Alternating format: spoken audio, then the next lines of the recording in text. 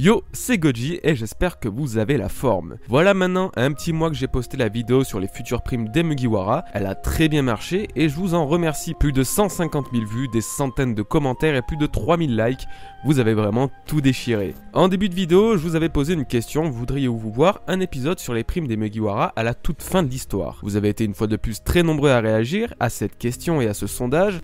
Plus de 5000 votes et c'est le oui qui l'a remporté et de loin. Donc comme promis, voici le nouvel épisode. En plus ça tombe bien, j'avais des erreurs à corriger. Désolé Usopp. De plus, il n'y aura aucun spoil dans cette vidéo, croyez-moi. Par contre, je me suis dit que ça risquerait d'être un chouïa répétitif de reprendre une fois de plus tous les Mugiwara dans cette vidéo. On tournerait vite en rond et c'est pas le but. C'est pourquoi je me suis dit que j'allais voir un peu plus large et modifier un peu le concept initial pour imaginer la prime à la fin du manga de certains Mugiwara, mais aussi d'autres personnages qui jouent ou joueront un rôle important dans l'histoire. Comme ça, en termes de diversité, ça sera pas ça qui manque. J'aurais bien voulu parler des empereurs aussi, mais la vidéo serait 10 fois trop longue, donc je le garde pour une prochaine fois, si jamais vous le souhaitez. Alors avant tout, comme vous pouvez le voir, un nouveau Sanji est apparu en tant que fond de vidéo et je le dois au très grand Chris, avec qui j'avais déjà collaboré pour un concours sur la chaîne il y a de ça 2 mois. Il réalise donc désormais des posters disponibles à la commande, comme vous pouvez le voir à l'écran, donc allez jeter un petit œil à ses créations sur son Twitter qui se trouve en description. Bon, vous êtes confortablement installés, alors allons-y et commençons. Par contre attention, le montant des primes sera bien plus haut que dans ma dernière vidéo car, bien évidemment, il s'agira là des derniers avis de recherche de l'histoire. Sabo. Allez, on inaugure cette vidéo avec Sabo le Revenant. Alors il faut savoir que dans le One Piece Magazine volume 3, la prime de Sabo avait été dévoilée et s'élève donc à 602 millions de berries. 602 millions de berries pour le commandant et second de l'armée révolutionnaire âgé d'à peine 22 ans, possédant le Mera Nomi et ayant tenu tête à un amiral. Vous êtes sérieux putain? Non mais franchement, la prime actuelle de Sabo est la plus grosse blague de One Piece. Le mec, il perfecte le commandant de la première flotte d'un Yonko, donc Jesus Burgess, avec un fruit du démon qu'il vient tout juste d'ingérer, et donc qu'il ne contrôle pas encore, mais c'est pas grave, on va lui foutre la prime la plus basse du nouveau monde. En plus, c'est un révolutionnaire quoi, la menace number 1 du gouvernement mondial, mais pourtant il a tout juste la même prime que Snack, l'un des Sweet Commanders de Big Mom qui s'est fait laver par un supernova comme Rouge. Bon, je chipote et je râle, mais ça reste une prime pas dégueu quand on se dit qu'il n'a juste que 22 ans, et qu'elle va sans doute encore bien évoluer par la suite. C'est d'ailleurs ça le sujet, en prenant tous les paramètres en compte que j'ai émis un peu plus tôt, comme le fait qu'il soit un commandant révolutionnaire, qu'il ait le Mera Nomi, et que sa force soit assez grande pour au moins tenir tête à un amiral, je dirais que sa prime à la fin de l'histoire pourrait s'élever dans les 1 milliard et 300 millions de berries. Et franchement, je trouve pas ça tant abusé que ça, car il faut garder en tête qu'il est le bras droit de l'homme le plus recherché du monde, alias Monkey D. Dragon. Ce dernier doit avoir en toute logique la plus grosse prime de One Piece, donc j'imagine que son principal commandant aura lui aussi une prime au moins supérieure au commandant de Yonko comme Jack, si on prend ce type d'exemple. Ben oui, les commandants des empereurs ont des primes qui vont aller de 600 millions pour les plus faibles comme Snack à sûrement plus d'1 milliard et 200 millions pour les autres commandants de Kaido, dans la mesure où Jack avec son milliard de berries ne soit pas le plus haut de l'équipage. Donc franchement, je pense que cette prime pour Sabo de 1 milliard et 300 millions de berries est loin d'être démesurée, et pour tout vous dire, ça ne m'étonnerait même pas qu'elle soit encore plus conséquente. Monkey D. Dragon. Bon allez, parlons du padré maintenant, El Famoso Dragon. Alors comme je le disais plus tôt, Dragon a été introduit comme étant le pire criminel de la planète, et par conséquent, sa prime doit tout naturellement être au niveau de sa dangerosité. Je pense qu'on est tous d'accord pour dire qu'elle sera sans aucun doute la plus élevée de tout One Piece, car contrairement aux pirates, Dragon et les révolutionnaires ont pour but de renverser le gouvernement mondial. Ils sont l'ennemi numéro 1 de ceux qui mettent un prix sur les têtes des criminels, donc forcément, tous les moyens sont bons pour les arrêter, et mettre une récompense se comptant en milliards de berries est le meilleur moyen pour lancer à leur trousse les pirates et chasseurs de primes les plus puissants. Donc concernant la prime de Dragon, si je m'écoutais, je pense que je lui donnerais pas de limite. Elle se compterait en plusieurs milliards de berries et basta. Mais dans le doute, je vais rester objectif et je lui attribue une prime de 2 milliards et 300 millions de berries, soit parfaitement 1 milliard de plus qu'à Sabo. Alors oui, pour l'instant ça nous paraît totalement disproportionné et démesuré, mais là encore, je me base sur les plus grandes primes qui nous ont été révélées dernièrement, Jack et Katakuri par exemple. Maintenant que le palier du milliard de berries a été franchi pour les commandants des empereurs, on sait que ça sera forcément de plus en plus commun de croiser de telles primes, et en toute logique, les personnages principaux qui tiendront une place primordiale dans l'histoire à la fin du manga verront eux aussi leur prime atteindre de tels chiffres. Alors sincèrement, pour Dragon, lui qui aurait le pouvoir de renverser le gouvernement mondial avec son armée révolutionnaire, une prime de 2 milliards et 300 millions de berries me semble loin d'être disproportionnée, et j'avais même pensé à ce qu'elle s'approche des 3 milliards, mais bon, on va rester plutôt soft pour pas trop passer pour un con. Puis en plus de tout, Dragon est indie, et sa puissance semble être totalement exceptionnelle.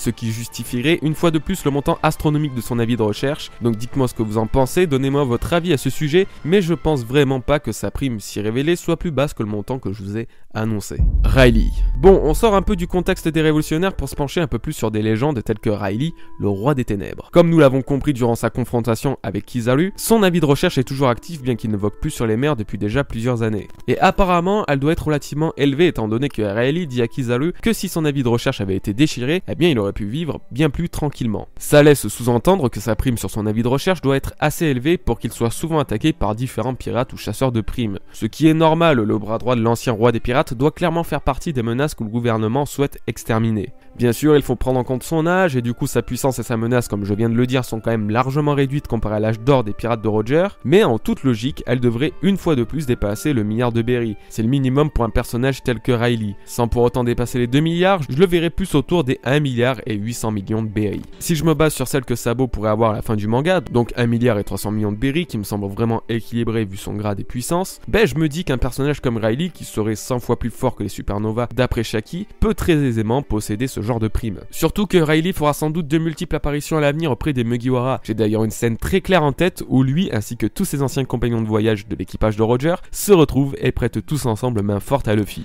Sérieux, je viens de me hype tout seul. Bon allez, passons au Mugiwara désormais. Usopp.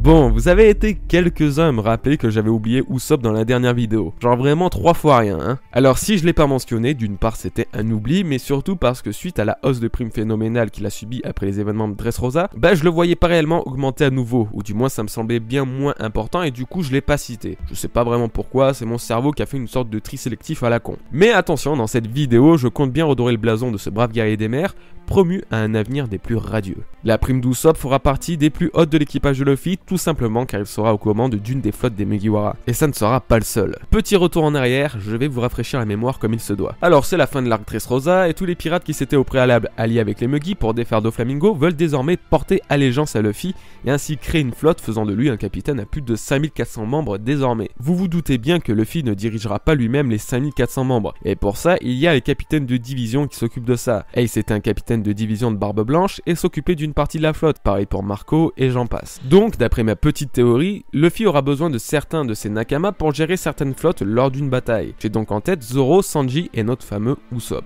Et d'après vous, à quelle flotte vais-je assigner Usopp? Non mais je vais même pas faire durer le suspense car vous aurez sans doute déjà compris. Les géants les amis. Les géants d'Elbaf qu'Airudin aura préalablement réunis afin de former le terrifiant équipage des pirates d'Elbaf dont tout le monde craignait l'existence il y a de ça plusieurs dizaines d'années maintenant. Tout est fait en sorte pour que Usopp les dirige, Airudin qui le surnomme God Usopp, son désir d'aller sur Elbaf depuis Little Garden, l'intérêt que les géants ont pour lui à chaque fois qu'il en croise un, ça ne fait aucun doute, Usopp ne sera pas le roi des géants comme certains le pensent, mais sera à la tête de leur armée qui sera au service des Mugiwara. Alors, à combien s'élèverait la prime de Usopp, commandant de la division des géants des Mugiwara? Je dirais qu'à la fin de l'histoire, elle serait autour des 1 milliard et 200 millions de berry. Rien que ça. Ah bah oui, je vous ai prévenu, hein, avec le niveau des personnages que j'ai sélectionnés pour cette vidéo, il n'y en aura aucun en dessous du milliard de berry à la fin du manga, hein, c'est impensable. Et je trouve ça d'ailleurs vachement intéressant d'imaginer certains Mugiwara en commandant de division. Ils pourront rester sur le Sunny, mais lorsqu'une guerre ou une bataille éclate, c'est eux qui se retrouveront aux commandes de leur armée. Ce serait un peu comme actuellement en fait quand chaque Mugiwara se bat de son côté, mais là, ben, ils auraient une troupe avec eux. Sanji. Diablo Jumbo.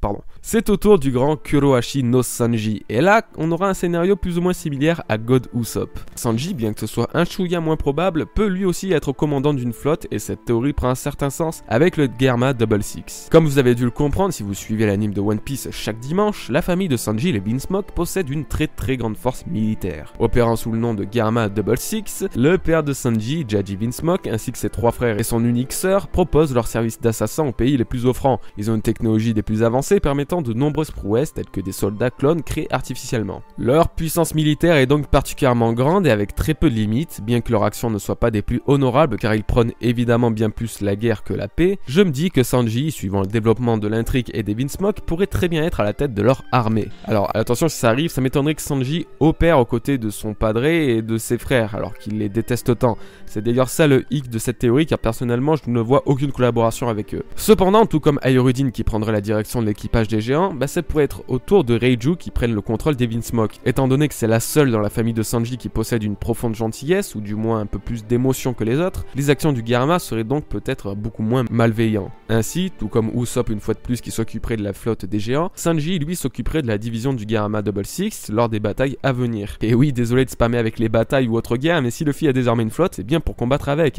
pour notre plus grand bonheur. Concernant la prime de Sanji, je l'imagine monter jusqu'à 1 milliard et 100 millions de berries, soit 100 millions de berries de moins que pour Usopp. Étant donné que ce dernier a rattrapé la somme de Sanji en berries sur son avis de recherche, j'imagine que ça va être ainsi jusqu'à la fin de l'histoire. Et si Usopp gère bel et bien l'équipage des géants, eh bien leur force sera sans doute plus destructrice que le Garma, et donc le danger est encore supérieur, ce qui explique cette différence de prime. Bon, on arrive bientôt à la fin de la vidéo, plus que 2 personnages restants. Le suivant aura sans doute les scènes les plus épiques si tout se réalise comme prévu. Zoro. Roronoa Zoro au commandement d'une flotte de samouraïs de Wano. Alors, ça chauffe qui de voir ça dans One Piece ? Bon, pareil ici, même schéma que les 2 Mugiwara précédents, Zoro sera lui aussi commandant d'une division de la flotte de Luffy d'après ma théorie. Ça paraît toujours autant logique, même si on le voit particulièrement souvent se battre seul comparé aux autres Mugiwara, gérer une escouade de samouraïs composée de Kinemon et encore d'autres épéistes de Wano serait le minimum pour le bras droit du roi des pirates. Alors la vraie question est-il légitime à diriger une flotte de samouraïs ? J'en avais déjà parlé à l'occasion de ma vidéo sur le destin de Zoro par exemple, mais je soupçonne Zoro d'être d'une descendance royale,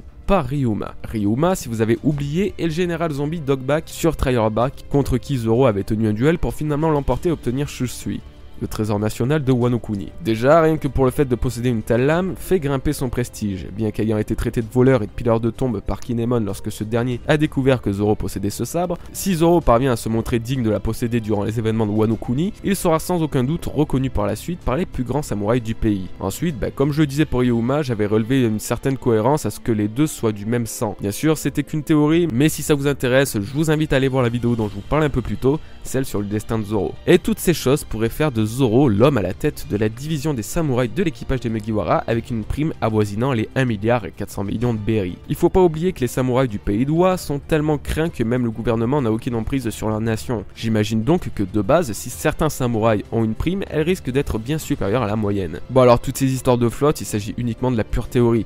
Personnellement, je suis certain que la flotte des Mugiwara sera répartie en plusieurs divisions et que ces divisions seront commandées par des personnages comme Zoro ou Usopp, mais pour l'heure, impossible de l'affirmer. Ça me semble juste être la suite logique du développement d'une telle flotte. Puis désolé, mais Roronoa Zoro commandant de la première division de la flotte de Mugiwara no Luffy, ça sonne quand même vachement bien. Monkey D. Luffy. Bon, on attaque le plat principal, le futur roi des pirates, ainsi que l'homme à la tête de plusieurs milliers d'hommes, Monkey D. Luffy. Alors en vrai, je ne suis pas sûr que la dernière prime de Luffy soit en lien avec le fait qu'il soit devenu roi des pirates. Mais si c'est le cas, elle doit sans doute être au niveau de la prime de Dragon, qui est le pire des criminels. Quand on y pense, Luffy deviendra lui aussi la menace principale du gouvernement.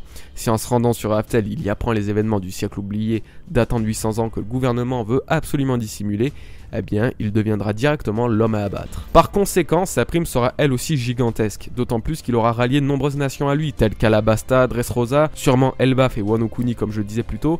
Enfin bref, ça sera le gros foutoir. C'est pourquoi j'imagine sa prime atteindre les 2 milliards de berries. Oui, absolument. Alors je le rappelle une fois de plus, mais d'après moi, tout ça se passera dans plusieurs années dans le manga. La fin se déroulera avec un Luffy plus vieux et beaucoup plus puissant, il aura sans doute défait au moins un empereur d'ici là, et ça justifierait entièrement sa prime. Surtout qu'il aura sur le dos l'agissement de toute sa flotte, étant donné qu'ils se sont ralliés sous sa bannière, plus le fait que la flotte des Mugiwara vont apparemment être à l'origine d'un événement avec de grandes conséquences, on se retrouve avec un Luffy qui possédera l'une des plus grandes primes de One Piece. Durant les bataille, Luffy n'aura pas réellement de troupes à ses ordres, il ne changera pas ses habitudes, il ira se battre seul et avancera dans le tas imprudemment, et c'est absolument ça qui sera totalement épique dans la dernière grande guerre. Bon et vous les bros, vous en avez pensé quoi des 2 milliards de berries de Luffy pour la fin de l'histoire? Disproportionné ou plutôt juste? Quelles seraient pour vous les choses à prendre en compte dans une telle augmentation de primes? J'ai peut-être oublié certaines choses, mais le principal me semble avoir été dit, surtout au sujet de la flotte des Mugiwara qui aura eu une très grande place dans cette vidéo. A vrai dire, je pense qu'on réalise pas trop encore à quel point ça va influencer la suite de l'histoire, mais c'est pas grave, on va faire confiance à Oda et de toute façon il nous a bien fait comprendre qu'on ne sera pas déçu.